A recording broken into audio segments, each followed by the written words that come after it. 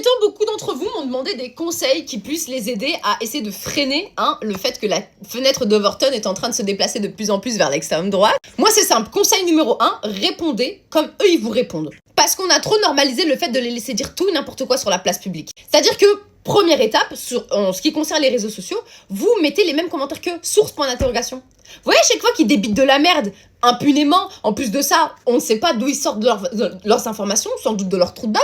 Demandez la source. J'attends la source, mon ref. Donne-moi la source seulement. Et toutes les commentaires débiles du type « physique de tes idées ». Ah, ça sent. Retourne dans ta Bretagne natale pour traire des vaches et laisse les grands parler entre eux. Je commande des trucs pareils.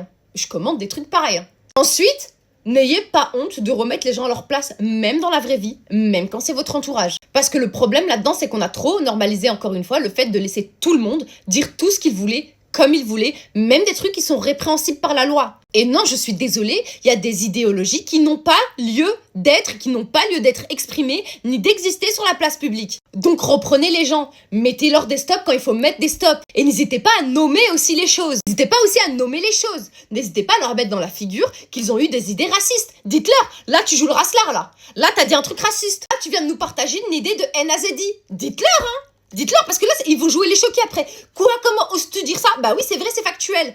Il faut leur mettre des stops, hein, je rigole pas. Il faut les choquer pour leur faire percuter que ce qu'ils sont en train de penser, c'est grave et ça n'a pas lieu d'exister. Et d'ailleurs, n'hésitez pas à leur rappeler que quand ils disent des choses qui sont punies par la loi, que c'est puni par la loi. Dites-leur, hein, il faut leur rappeler tout ça. Moi, vous savez que je me gêne pas, même à mes darons, des fois, je leur dis, tu sais que là, ce que tu viens de dire, si je t'enregistre maintenant, je vais chez les flics, tu vas être arrêté là.